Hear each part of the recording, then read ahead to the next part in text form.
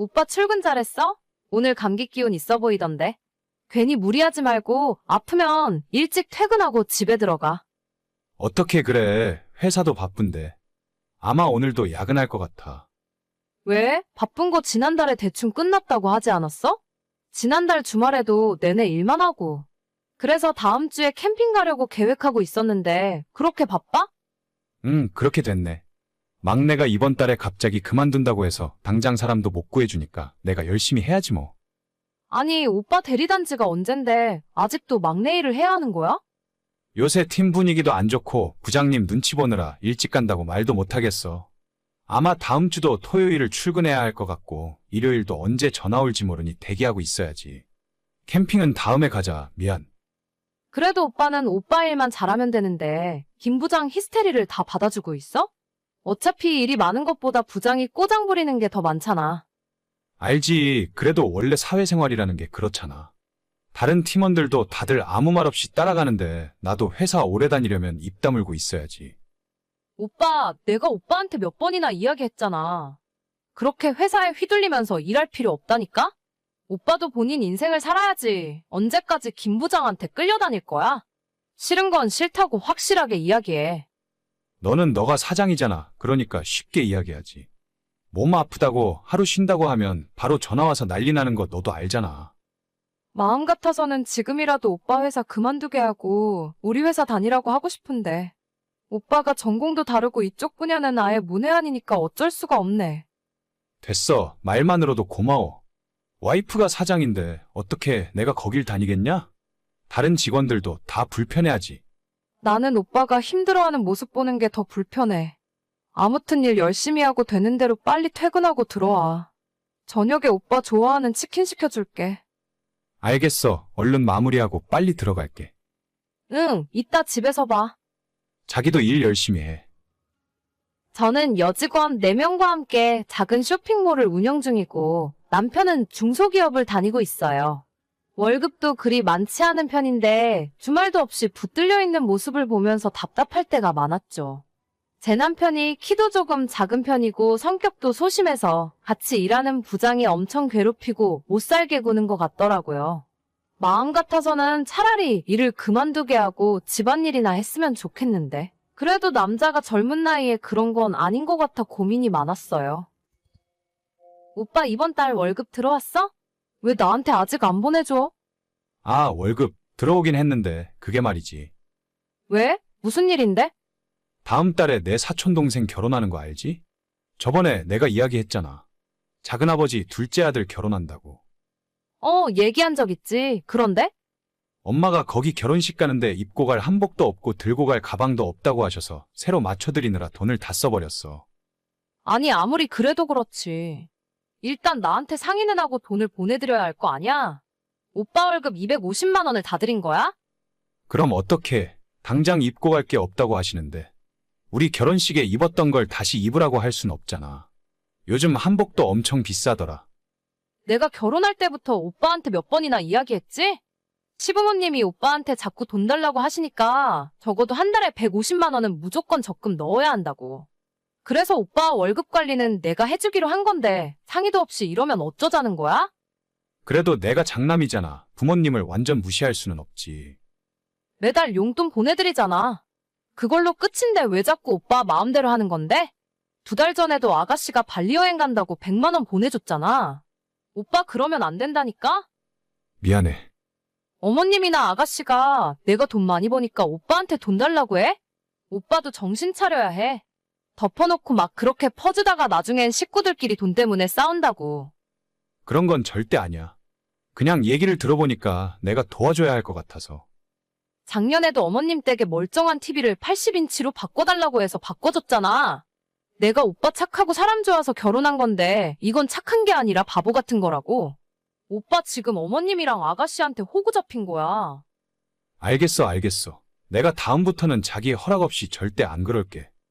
그래, 말로만 좀 그러지 말고 행동으로 보여줘.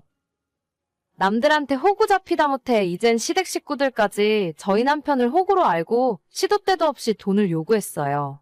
제가 조금 많이 버는 편이라 생활 자체에 큰 문제는 없었지만 너무 대놓고 뜯어가니까 기분은 좋지 않았습니다. 한마디 할까 하다 남편 얼굴을 봐서 참고 있었는데 얼마 전 선을 넘는 일이 생겼어요. 세아가 바쁘니? 회사는 별일 없고? 네, 어머님. 저야 뭐 항상 똑같죠. 무슨 일 있으세요? 아니, 다른 게 아니라 오는 8월에 우리 집 계약이 끝나잖니? 집주인이 연장 안 해준다고 해서 이사 나가야 하는데 걱정이 이만저만이 아니다, 진짜. 아, 그러게요. 8월이면 얼마 안 남았는데 빨리 집 알아보셔야겠어요. 그래서 말인데 너가 목동에 세 주고 있는 아파트가 있다면서? 우리가 거기에 2년만 들어가서 살면 안 될까? 그 말씀 하시려고 연락하셨어요. 그건 좀 어려울 것 같아요. 왜? 거기도 계약 올 여름에 끝난다고 하지 않았어? 네, 거기도 9월에 계약 끝나긴 하는데 제 동생이 서울로 취업을 해서 올라오거든요. 그래서 그 집에서 살게 해야 할 것 같아요. 사돈 총각? 혼자 살기에는 그 집이 조금 크다고 생각하지 않니? 젊은 사람이 고시원이나 원룸에서 살면 될 텐데. 고시원이요? 제가 집이 하나 더 있는데 뭐하러 동생을 고시원에 살게 해요? 친정 부모님하고도 이야기 다 끝난 거니까 이제 와서 못 바꿔요. 그래도 그 집에 방도 3개나 있는데 혼자 살기엔 너무 큰 집 아닌가? 차라리 우리가 원룸 전세 하나 얻어줄 테니까 사돈 총각은 거기서 지내라 하고 그 아파트에서 우리 세 식구 살게 하면 어때? 괜찮은 생각이지? 자꾸 무슨 이상한 소리를 하시는 건지 모르겠는데 적당히 좀 하세요. 남편 돈도 마음대로 달라고 해서 가져가더니 이젠 제 집도 마음대로 가져가실 수 있다고 생각하세요? 내가 언제 돈을 가져갔다고 그래? 꼭 필요한 게 있으니까 좀 보태달라고 한 거지. 그럼 너는 내가 친척 결혼식 가서 망신이나 당하고 왔으면 좋겠냐? 어머님이 망신 당하던 말던 제가 알 바는 아니고요. 새 한복을 입고 싶으면 어머님 돈으로 사시던가요. 어머님이나 아가씨나 제 남편 돈 마음대로 가져다 쓰실 거면 장가 보내지 말고 계속 데리고 사시지 그러셨어요? 너 무슨 말을 그렇게 하니? 내 아들이 이런 소리 듣고 가만히 있을 줄 알아? 말 나온 김에 한번 삼자대면 해보죠 뭐. 당신 어머님 이야기 들었어? 뭐? 무슨 이야기? 어머님 8월에 집 계약 끝나면 목동에 있는 내 아파트로 이사 오고 싶다 하시는데? 아, 그거 어제 듣긴 했어. 어차피 전세 주던 집이니까 그냥 살게 해드려도 괜찮지 않을까? 당신까지 진짜 무슨 소리를 하는 거야? 내 동생 동현이 취업해서 장가 가기 전까지는 그 집에서 살게 할 거라니까? 저번 달부터 얘기했잖아. 그렇긴 한데 처남 혼자서 그 넓은 아파트에 어떻게 혼자서 살아? 우리 엄마 말도 가만 들어보면 일리가 있어. 처남은 방 하나 얻어서 살게 하고 우리 식구들한테 그 집 살라고 하자. 거 봐라. 내 아들은 그나마 사리분별을 할 줄 아는구나. 사리분별이요? 누가 보면 어머님 집인 줄 알겠어요. 당신도 내가 경고했지? 계속 그렇게 바보같이 굴면 나도 더 이상 못 참는다고. 너가 못 참으면 어쩔 건데? 얘가 지서방한테 말하는 꼴 좀 봐라. 돈 좀 번다고 유세 떨기는. 어머님은 일단 조용히 계시고요. 당신은 오늘부터 짐 싸서 어머님 댁으로 가. 내 집에 들어올 자격도 없어. 뭐? 갑자기 그게 무슨 소리야? 나보고 엄마 집으로 가라니? 가만 보니까 내가 시어머니 아들이랑 같이 살고 있었네. 결혼하고 혼인신고해서 내 남편이 된 줄 알았는데 그냥 아직도 어머님 아들이었어. 내가 왜 남의 집 아들을 대신 키워줘? 그냥 너희 엄마 집에 가서 살아. 얘 좀 봐라. 본색을 드러내기는. 너 어디서 감히 큰 소리야? 엄마, 좀 가만히 있어봐. 자기야, 농담이지? 내가 시간이 돈인 사람인데 농담 따먹기나 하게 생겼어? 현관 앞에 당신 짐 빼놓을 테니까 이따 퇴근하면 가져가. 잠깐 여보, 나랑 이야기 좀 해. 아니, 이게 대체 무슨 일이야? 사람이 착한 거랑 바보 같고 멍청한 거는 분명 다르다 생각해요. 많이 참고 기회를 줬는데 저 인간이랑 계속 살다간 우리 집 기둥뿌리까지 뽑아서 시댁 가져다 주려 할까봐 저는 못 살겠습니다. 집에서 남편 쫓아내고 이혼하자 했더니 뒤늦게 사태 파악한 시모가 집 이야기는 한 번 해본 농담이었다고 변명했지만 늦어도 너무 늦었어요. 예정대로 이혼할 거고 모든 것을 결혼 전으로 되돌릴 겁니다. 여보, 지금 바빠? 잠깐 나랑 이야기 좀 할 수 있을까? 왜, 무슨 일인데? 어제 했던 이야기 또 할 생각이면 그만 좀 해. 아, 진짜 왜 그러는데? 내가 당신한테 많은 걸 바라는 것도 아니잖아. 주말에 친구들 부부 동반 모임 나가자고 하는 게 그렇게 잘못이야? 나는 싫다고. 주말에는 집에서 쉬고 싶지. 굳이 만나고 싶지도 않은 사람들한테 억지로 끌려다니고 싶지 않아. 내 친구들도 다들 남편 데리고 올 거란 말이야. 어차피 남자들은 남자들끼리 따로 테이블 잡고 놀면 되잖아. 당신 평소에 친구들이랑 술자리 좋아하면서 왜 모임은 안 나간다는 거야? 당신 친구들 남편이랑 내 나이 차이가 있잖아. 그런데 나가면 완전 아저씨 되는 기분이라고. 나이가 뭐가 어때서 그래? 별로 차이도 안 나는구만. 저번에 나갔을 때 나 빼고 가장 나이 많았던 사람이 39이더라. 나보다 6살이나 적어. 우리 회사로 치면 주임 대리급 애들이랑 내가 무슨 말을 하고 같이 노냐? 그거야 당신이 나이 어린 여자랑 결혼했으니까 감안해야지. 그리고 젊은 사람들이랑 자꾸 어울려야 당신도 젊게 살 수 있는 거야. 어려운 부탁도 아니고 그냥 나가서 같이 저녁이나 한 끼 먹자는 건데 그게 그렇게 힘든 일이야? 아, 진짜 나는 도저히 못 나가겠어. 너무 젊은 사람들이랑 있으면 오히려 주눅든다고. 아니, 그러면 나는 왜 당신 친구들 부부 동반 모임에 무조건 데려가는데? 나도 거기 나가면 내가 제일 나이 어려서 엄청 눈치 보여. 눈치 보일 게 뭐가 있어? 내 친구들 다들 부러워하고 난리인데. 당신 친구들이야 그렇겠지. 그런데 그 자리에 나오는 다른 여자들은 아니라고. 나한테 얼마나 눈치 주는 줄 알아? 나이 어리다고 무시하고 은근히 잔심부름 시키려고 하고.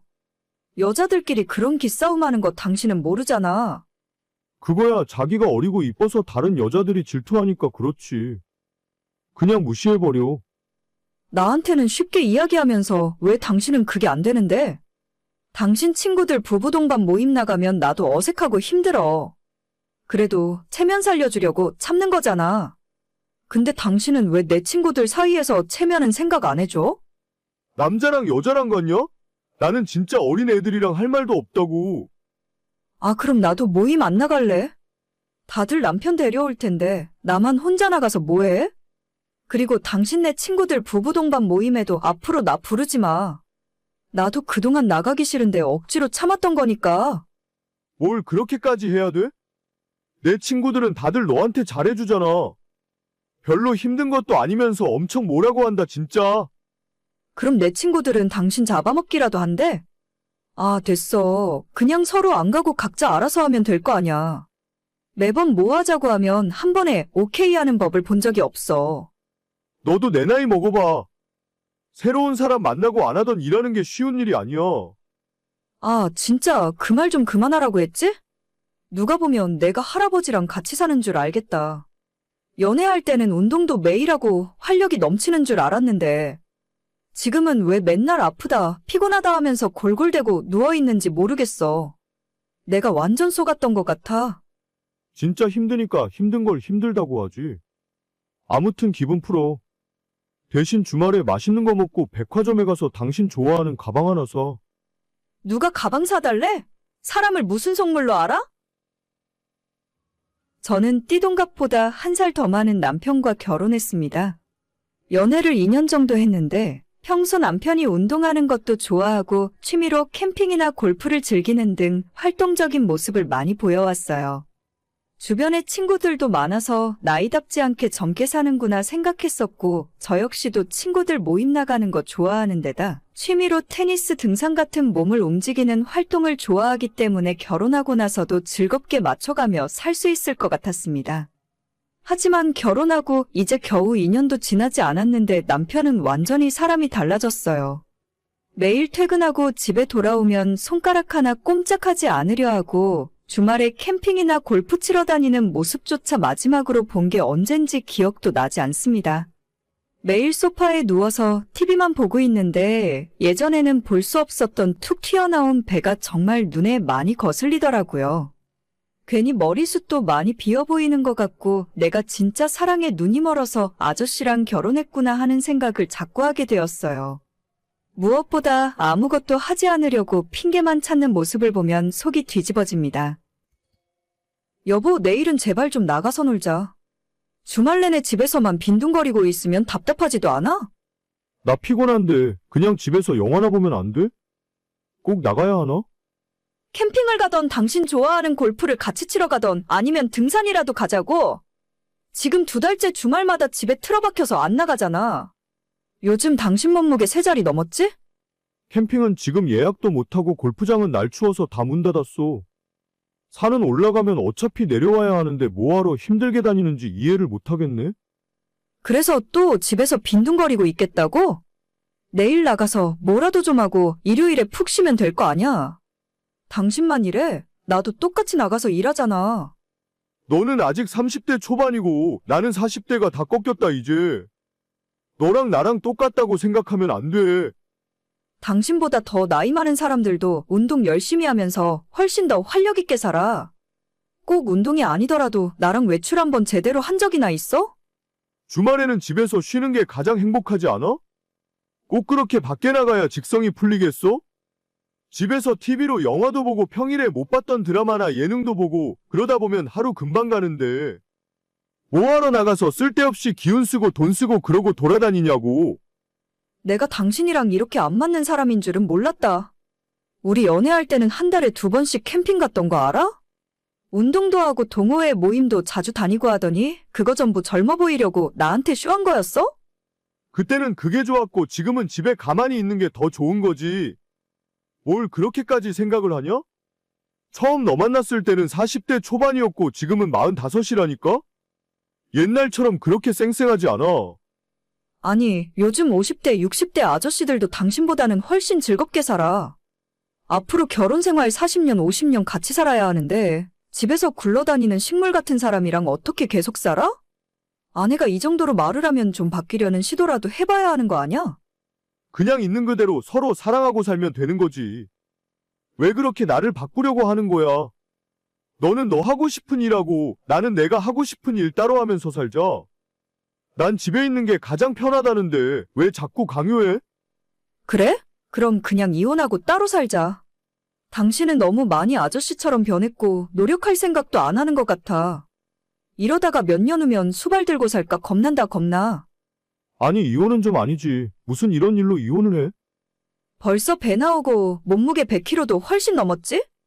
내가 남은 인생 이런 아저씨랑 살려고 당신과 결혼한 줄 알아? 노력할 생각도 안 하고 나랑 외출조차 안 하잖아. 당신 친구들 만날 때 자랑하려고 나랑 결혼했어? 아, 무슨 말을 또 그렇게 해? 여보, 지금 장난하는 거지? 결혼하고 딱 초반 3달 이후로는 식물 같은 남편 모시고 살았던 것 같아요. 이제 더는 못 참겠고 배 나오고 머리숱 없어지는 남편을 볼 때마다 내가 대체 무슨 짓을 한 건가 싶어 억장이 무너집니다. 노력해볼 생각도 없이 소파에 누워 TV만 보고 있는데 가만 생각해보면 우리 친정부모님도 이 정도는 아니에요. 제 남은 인생을 위해서라도 각자 갈 길 가자고 말했습니다. 이혼은 너무한가 생각도 해봤지만 이게 서로에게 맞는 것 같아요. 여보, 내일 낮에 반차 내야 하는 거 알지? 우리 은행 대출 상담 받으러 가야 돼. 일단 며칠만 기다려봐. 아까 엄마랑 전화통화했는데 잘하면 대출 안 받아도 될 것 같아. 왜? 어머님이 더 이자 싼 은행 알고 계시대? 우리 잔금 날짜에 여유가 별로 없어서 빨리 진행해야 돼. 아니, 은행은 아니고 우리 엄마 아빠가 돈 가지고 있는 게 좀 있는데 은행에 정기예금으로 넣어두고 있었거든. 그게 얼마 있으면 만기가 되나 봐. 엄마가 아빠한테 물어보고 그 돈을 우리한테 주자고 하실 것 같아. 진짜? 에이, 그래도 그건 좀 그렇다. 시부모님도 쓰실 돈이 있어야지. 그냥 우린 대출 받아서 우리가 갚자. 어차피 많이 받아야 하는 것도 아닌데. 많지 않기는 대출 1억은 받아야 하잖아. 걱정하지 마. 나도 누울 자리 보면서 다리 뻗는 사람이야. 엄마가 1억 5천 정도는 현금이 있다고 했으니까 1억만 달라고 하면 될 거 아니야? 어머님, 아버님 노후도 생각하셔야 하는데. 우리가 용돈을 드리지는 못할 망정 돈을 받는 건 좀 아니라고 봐. 아버님 은퇴도 앞으로 몇 년 안 남으셨잖아. 그냥 속 편하게 우리 앞으로 대출 받고 당신이랑 내가 갚으면서 살자. 아니야. 1억 대출 받으면 한 달에 나가는 돈이 얼만데. 우리 결혼할 때는 엄마 아빠가 힘들다고 해서 하나도 안 받았잖아. 엄마가 그때 못 해줘서 마음에 걸린다며 1억 보태주고 싶다는 거니까 그냥 해준다고 할 때 못 이기는 척 받으면 돼. 그래도 나는 좀 걱정이야. 우리 결혼할 때도 양가 부모님들 도움 안 받는다고 해서 오히려 좋았거든. 친정도 그렇고 시댁도 그렇고 그렇게까지 여유 있는 상황은 아니니까. 당신이랑 내가 돈을 못 버는 것도 아닌데 웬만하면 우리 힘으로 하자. 무슨 말인지 알겠는데 진짜 아무 걱정할 필요 없다니까? 어차피 우리 엄마 아빠 노후 준비는 알아서들 잘하고 계셔. 집도 있고 나중에 연금 나오는 것도 있고. 아빠 은퇴하더라도 아무 걱정 없으니까 주신다고 할 때 받자. 나 그럼 내일 엄마 집에 갔다 올게. 알겠어. 너무 무리하지는 말고. 올해로 결혼한 지 9년이 넘었고 초등학교 다니는 아이를 키우고 있습니다. 지금으로부터 3년 전 신혼 때부터 저희가 집을 사려고 돈을 모아왔었는데 우리 조건에 딱 맞는 아파트가 급매물로 나와서 큰 결심을 하게 되었어요. 살고 있던 전셋집 보증금과 남편이랑 제가 모아놓은 돈을 다 합쳐보니 모자란 돈이 1억 정도였기 때문에 처음엔 대출을 받아서 맞추려고 했었어요. 하지만 시댁에서 갑자기 시부모님이 현금 지원을 해주시겠다 말씀하셨고 저는 뭔가 불안한 마음에 반대했지만 남편이 적극적으로 받자더군요. 우리 부부 맞벌이에서 버는 돈이면 1억이라는 대출도 금방금방 갚아나갈 수 있을 것 같았는데 남편이 전혀 제 의견을 듣지 않고 며칠 후 진짜 시부모님에게서 1억을 받아왔습니다. 감사한 마음도 들었지만 한편으로는 부담스럽기도 했었죠. 다 좋게 넘어갔으면 별일이 아니었겠지만 문제는 그 뒤로 시댁 집안일이 잘 풀리지 않았다는 점입니다. 아버님께서 1년 후 회사에서 조기 퇴직을 하게 되셨고 졸지에 먹고 살 길이 막막해진 시부모님이 동네에서 망해가는 치킨집을 인수하셨어요. 장사가 잘 안 되던 곳이라서 권리금은 2천만 원 주셨다고 하는데 보증금에 이것저것 초반 들어가는 비용까지 거의 1억이 넘는 돈을 가게에 쏟아부으셨습니다. 아마도 아버님의 퇴직금과 시부모님 여윳돈이 거의 다 들어갔던 걸로 알아요. 그렇게 인수한 가게가 잘 되기라도 하면 다행이었겠지만 원래도 매출이 변변찮던 가게였는데 시부모님이 인수한 뒤로 거기서 한층 더 떨어지더라고요. 결국 인수하고 2년을 채우지 못하고 작년 연말에 치킨집은 문을 닫게 되었고 가게를 운영하며 생긴 빚만 잔뜩 끌어안은 채 두 분이 집에 들어앉아 있게 되셨어요. 여보, 이번 달부터는 우리 엄마한테 용돈이라도 보내드려야 할 것 같아. 아빠가 새로 직장을 찾아본다고 하긴 했는데 지금은 또 겨울이라 마땅한 일자리를 못 구하는 것 같더라고. 그래, 상황이 이러니까 어쩔 수 없지. 가게 폐업한 뒤로 어머님한테 용돈 정도는 나도 드려야겠다 생각하고 있었어. 얼마씩 보내려고? 글쎄, 그래도 한 100만 원은 보내야 하지 않을까? 요즘 물가도 있는데 그 정도는 보내드려야지. 뭐? 100만 원? 용돈으로 100만 원을 보낸다고? 그럼 당신은 뭐 얼마를 생각했는데? 애들도 아니고 원래 부모님한테 용돈 드릴 때는 그 정도 하는 거 아니야? 아니, 이게 한 번 드리고 많은 것도 아니잖아. 다음 달, 다다음 달, 최소한 어머님, 아버님 형편 풀릴 때까지 드려야 하는데. 만약에 계속 사정이 어려우시면 우리가 앞으로 평생 100만 원씩 드려야 하는 거야. 그래도 그 정도는 드려야 반찬값이라도 하지 않겠어? 우리가 받은 것도 있는데 나는 그게 많다고 생각 안 해. 받은 거? 아, 우리 집 살 때 1억 받은 거? 그럼 차라리 그 돈을 돌려드리자. 용돈 드리는 것보다 한 번에 목돈 드리는 게 낫지 않겠어? 아버님 폐업하고 빚도 아직 남았으니까 그거 다 갚고 나서도 돈이 꽤 남을 것 같은데. 에이, 그걸 어떻게 그러냐? 우리가 당장 1억이 어디 있어? 은행에서 대출 받으면 돼. 지금 우리 집에 대출 하나도 없잖아. 이참에 1억 받아서 갚아드리면 돼. 그건 너무 정이 없는 것 같은데. 분명히 우리 부모님이 1억을 해주실 때는 갚으란 의미가 아니었을 거야. 그냥 용돈이나 조금 드리면 되는 일을 크게 만들지 말자. 조금이 아니니까 그렇지. 100만 원씩 매달 나간다고 생각하면 우리 저축도 얼마 못해. 1억을 은행에서 대출 받아도 그거보다는 적게 나가겠다. 서로 힘들 때는 그냥 돕고 사는 거야. 너무 가족끼리 그렇게 돈돈거리면 안 된다니까. 아무리 생각해도 100만 원은 너무 많고 일단 50만 원만 보내드리자. 아버님도 조만간 새 직장 구하실 수도 있으니까. 너무 부족하다고 하면 그때 다시 생각해봐도 될 거 아니야. 50은 너무 적어. 그걸로 어떻게 한 달을 생활하냐? 그렇다고 우리가 시부모님 생활비를 전부 책임져야 하는 건 아니잖아. 완전 다 커버하려면 사실 100만 원도 모자랄 거야. 생활하시기에 조금 돈이 부족하다 싶으면 아버님이나 어머님이 빨리 다른 직장 알아보시겠지. 그래도 그렇지 50은 좀 그렇잖아. 일단 내가 하는 말 들어. 우리 형편에 50도 적은 돈 아니야. 매달 보내드릴 수 있을지 없을지 장담도 안 되는데. 처음부터 너무 많이 드리기 시작하면 나중에 줄이자고 하지도 못해. 모르겠다. 일단 당신 말 듣고 50만 보내드릴게. 그렇게 이번 월급날에 시댁에 50만 원을 보내드렸고 바로 그날 저녁에 시어머니에게서 연락이 왔습니다. 용돈 보내줘서 고맙다고 하실 줄 알았는데 전혀 그런 게 아니었습니다. 니들이 보내준 돈 잘 받았다. 한 달 동안 일해서 50만 원 벌어 보내느라고 정말 수고가 많았네. 아니에요, 어머님. 더 많이 보내드리고 싶은데 저희 사정이 그래서 죄송해요. 진짜 눈치도 없다, 눈치도 없어. 누가 진짜로 고마워서 그런 말 하는 줄 알아? 네? 그게 무슨... 50만 원을 누구 코에 붙이라고 주는 거야? 너 지금 애들한테 용돈 주는 것도 아니고 겨우 50만 원? 아니요, 저희도 그렇게 여유가 있는 건 아니라서. 50만 원도 절대 적은 돈은 아니에요. 너희들 둘이 벌어서 돈 다 어디에 쓰니? 집 살 때도 우리가 1억이나 보태줬는데 니들은 고작 이것밖에 안 돼? 저희도 애 키우면서 적금 붓고 팍팍하게 살아요. 세 식구 생활비라고 해봤자 먹고 쓰는데 100만 원도 못 쓰거든요. 50만 원으로 생활하시기 부족한 건 알겠는데 저희도 그렇게까지 여유가 없다니까요. 내가 너희들 괜히 도와주자고 했나 보다. 이렇게 은혜도 모르는 것들인 줄 알았으면 1억이라는 큰 돈을 주는 것도 아니었는데 배은망덕도 유분수지? 어머님, 차라리 저희가 1억 다시 돌려드릴게요. 내일 은행 가서 대출 상담 받을 테니까 며칠만 기다려주세요. 뭐야, 내가 좀 뭐라 했다고 그걸 다시 돌려준다고? 너 그렇게 안 받는데 진짜 무서운 애구나. 어디 며느리 무서워서 말이나 제대로 하고 살겠니? 저 어머님한테 그런 말 들을 이유 없고요. 50만 원이 너무 적어서 마음에 안 드시면 다시 돌려주세요.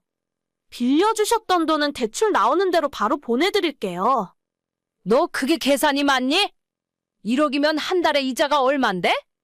3년이나 가져다 썼으면서 꼴랑 원금만 돌려주면 다야? 계산을 할 거라면 확실하게 해야지. 제가 언제 빌려달라고 했어요? 어머님이 맘대로 주신 거잖아요. 이자 받고 싶으면 저 말고 어머님 아들한테 얘기하세요.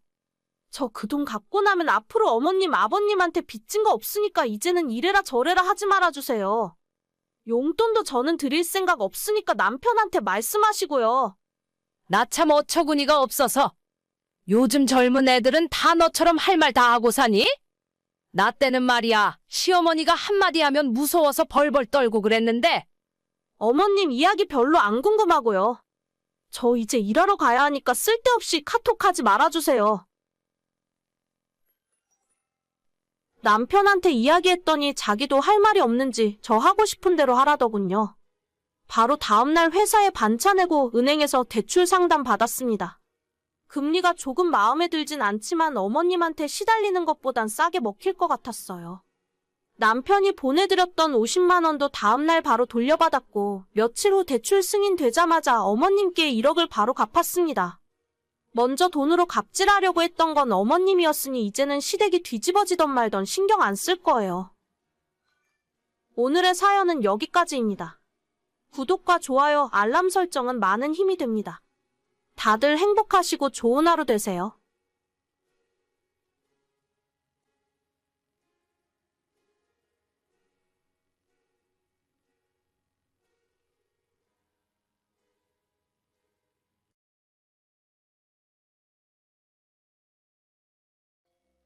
세아가 잠깐 나랑 이야기 좀 할 수 있을까? 내가 너한테 염치 없지만 30만 원만 보내줄 수 있니? 네? 30만 원이요? 그래, 이번 달 생활비가 벌써 다 떨어졌구나. 우리가 다음 달은 아껴 쓸게 딱 30만 원만 더 보내다오.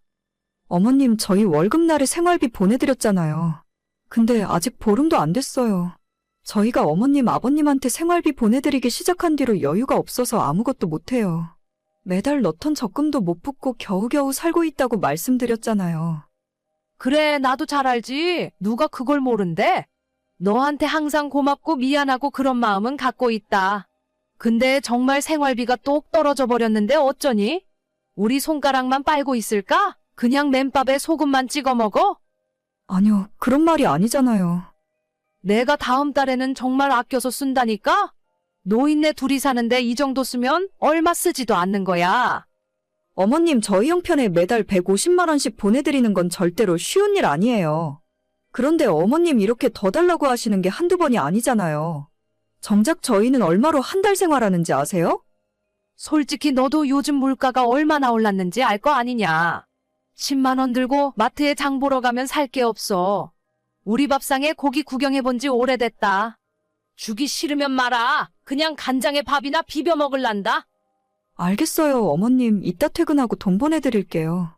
그런데 저희도 생활비가 간당간당해서 30만 원은 힘들고 20만 원만 보내드릴게요. 이렇게 드리는 건 이번이 마지막이고 다음 달에는 절대 못 드려요. 그래, 알겠다. 남들은 생활비에 용돈까지 따로 챙겨주고 비상금 쓰라고 신용카드까지 챙겨준다는데 고작 이 돈 주면서 눈치는 엄청 주는구나. 네? 뭐라고요? 아니다, 아니야. 오늘 저녁 장 봐야 하니까 5시 전에는 보내줘라. 저희 시부모님 두 분은 모두 일을 안 하시고 놀고 계세요. 어머님은 평생을 전업주부로 사셨고 아버님은 작년 연말에 다니던 회사에서 은퇴하셨어요.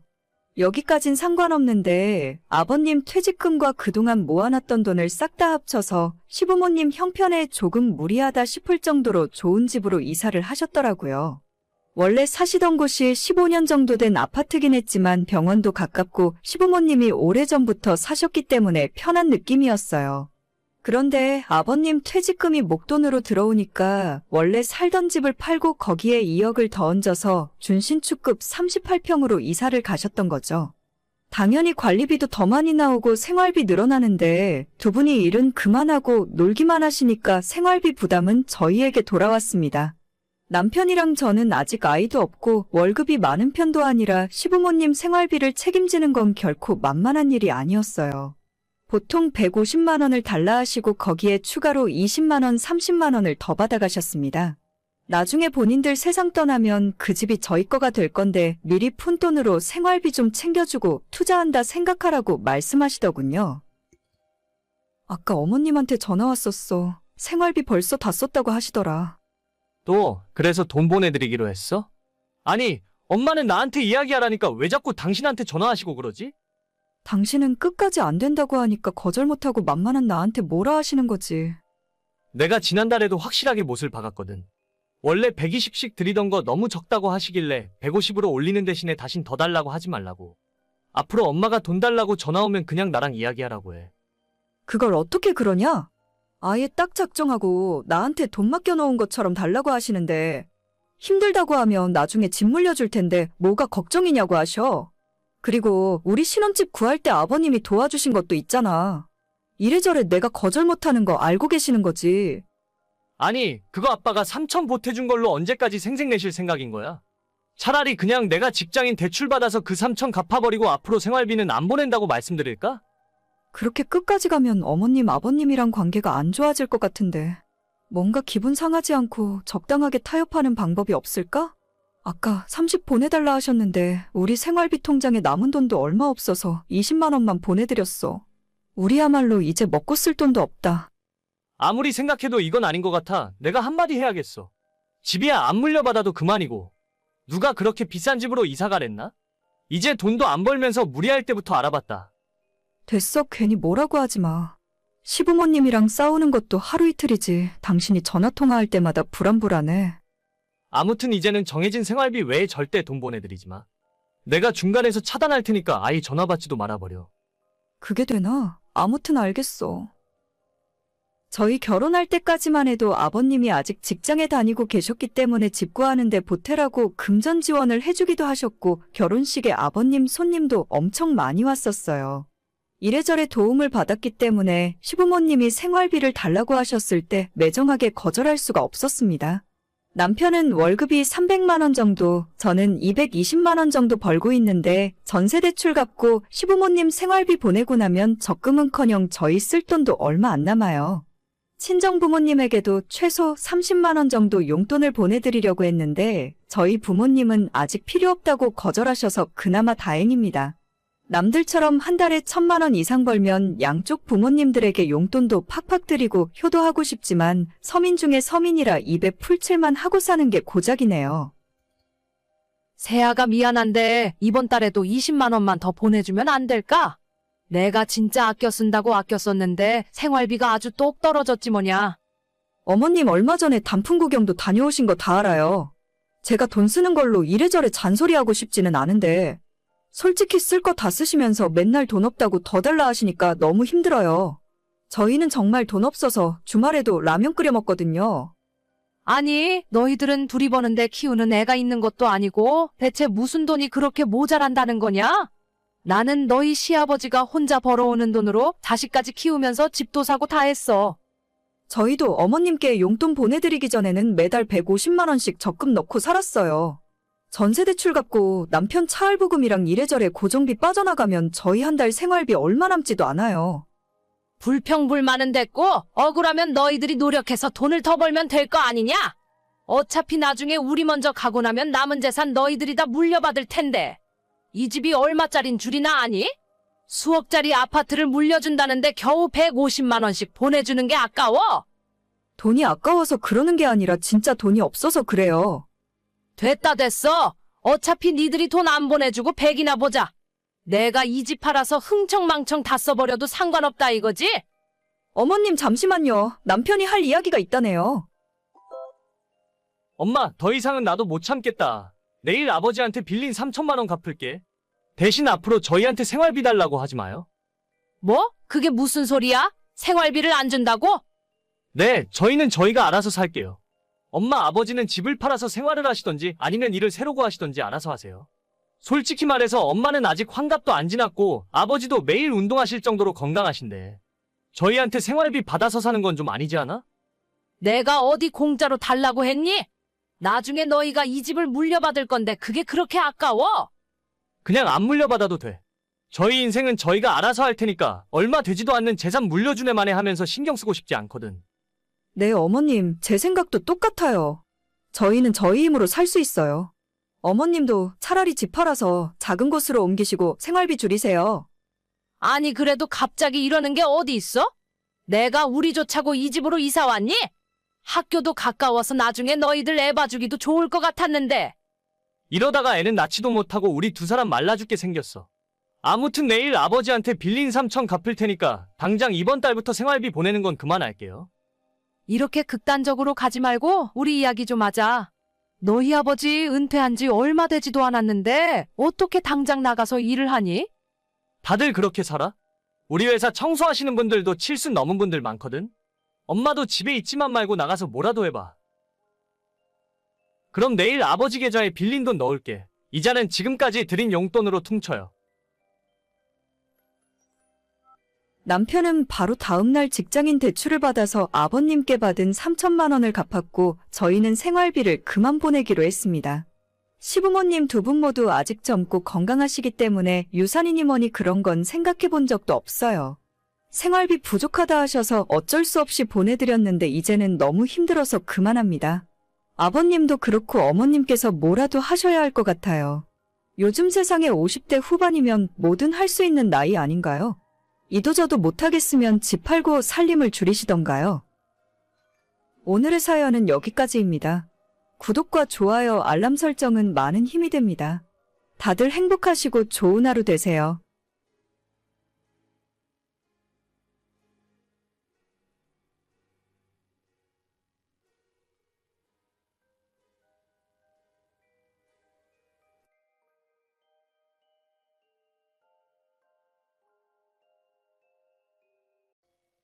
자기야, 내일 부동산 가야 하는 거 알지?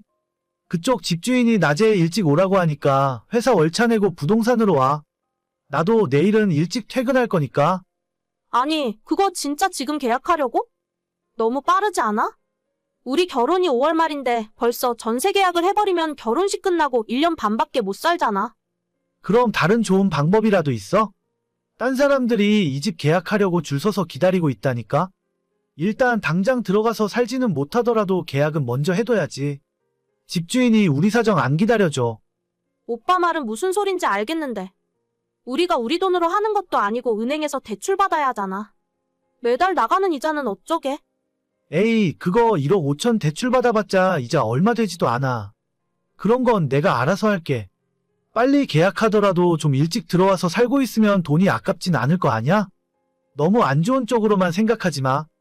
전망 좋고 최고층이라 층간소음 걱정도 없어. 최고층이 잘 안 나오는 건 알고 있는데 그래도 너무 빠른 건 아닌가 싶은데. 걱정하지 마. 빈집으로 둘 생각 없다니까. 계약하면 당장 여기서 살면 될 거 아냐? 우리 회사까지 거리도 더 가까워지고 좋네. 오빠는 어떻게 생각할지 몰라도 난 아니야. 나는 결혼식 하기 전까지 계속 우리 부모님 집에서 살 거라니까. 엄마 아빠랑 하루가 아쉬운데 결혼 전에 먼저 집에서 나오고 싶지 않거든. 그래, 그냥 아파트 계약도 했겠다. 같이 지내면 좋을 것 같은데. 어차피 결혼하면 한 집에서 살 거잖아. 미리 신혼생활 예행 연습한다고 생각하자. 나 우리 자기가 해주는 밥 먹고 싶단 말이야.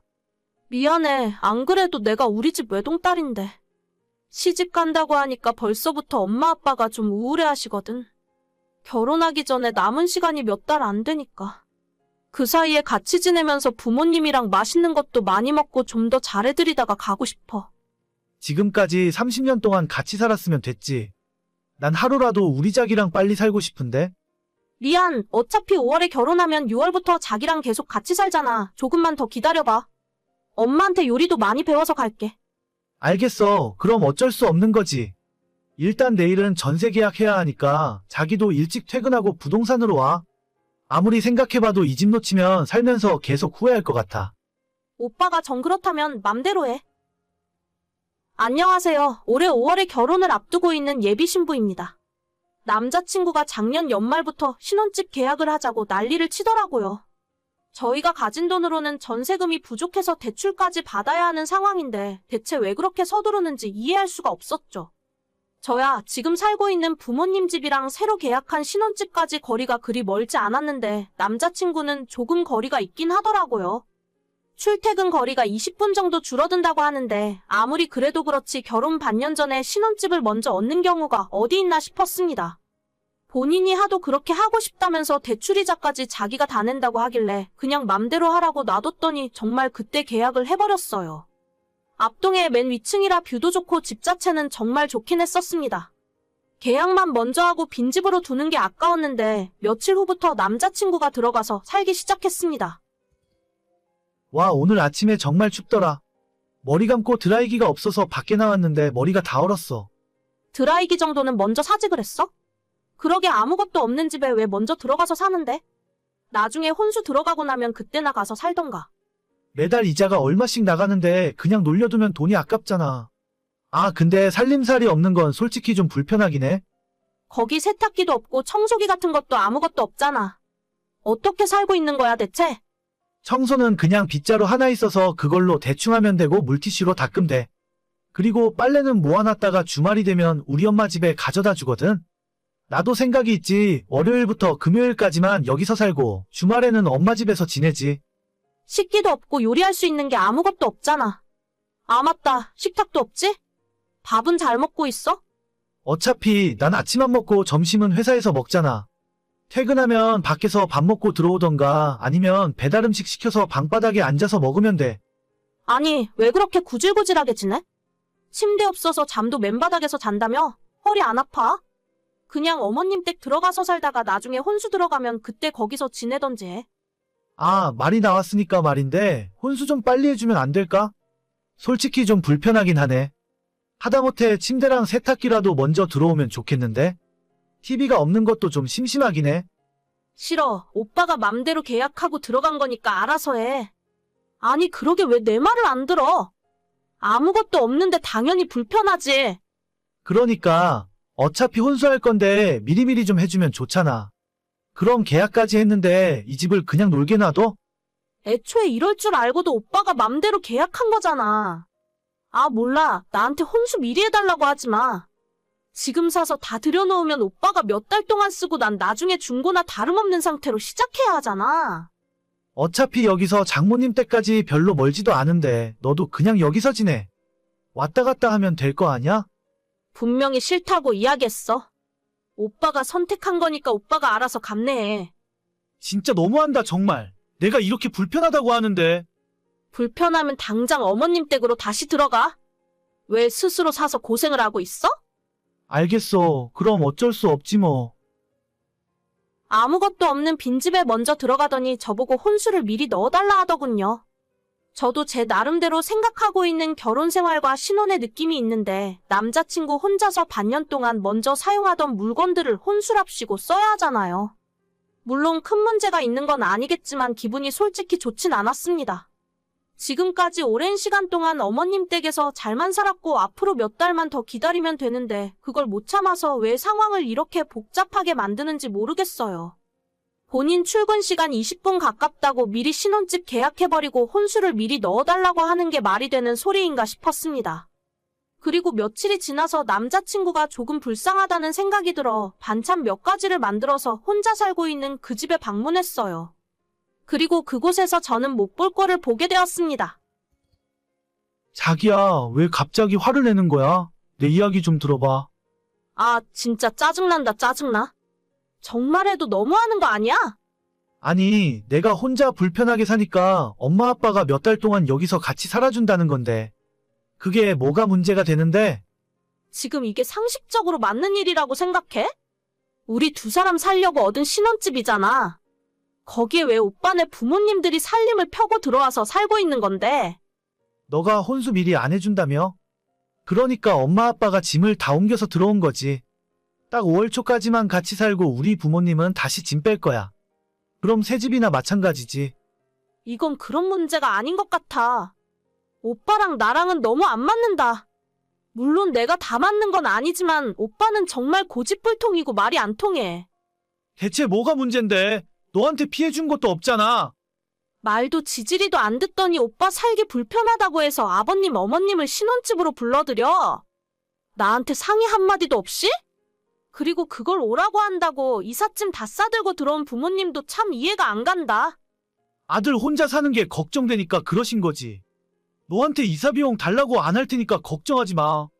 이사 비용이고 뭐고 문제가 아니라 이게 상식적인 일이라고 생각해? 오빠랑 결혼 처음부터 다시 생각해봐야겠어. 오빠도 나랑 너무 안 맞는 것 같고 오빠네 부모님도 조금 이상한 것 같아. 야, 그게 무슨 소리야? 이미 집 계약도 다 해놨는데. 일단 나중에 다시 이야기하자. 오늘은 내가 너무 어이가 없어서. 야, 대체 뭐가 문제냐고. 남자친구 혼자 사는 집에 찾아갔더니 부모님은 물론이고 모든 살림을 전부 옮겨놓고 지내는 중이었습니다. 이게 상식적으로 맞는 일인가 싶었어요. 결혼 반년 전에 신혼집을 미리 계약해서 살기 시작한 남자친구나 그런 자기 아들이 불편하다고 아예 이삿짐 싸들고 와버린 예비 시부모님이나 제가 이 집안에 시집 갔다가는 나만 이상한 사람 될 것 같았습니다. 그래서 파혼하자 했더니 남자친구는 화가 잔뜩 나서 펄펄 뛰네요. 그러던지 말던지 온 식구들이 뭔가 쎄한 느낌이라 이 결혼은 없는 게 나을 것 같습니다. 오늘의 사연은 여기까지입니다. 구독과 좋아요, 알람 설정은 많은 힘이 됩니다. 다들 행복하시고 좋은 하루 되세요.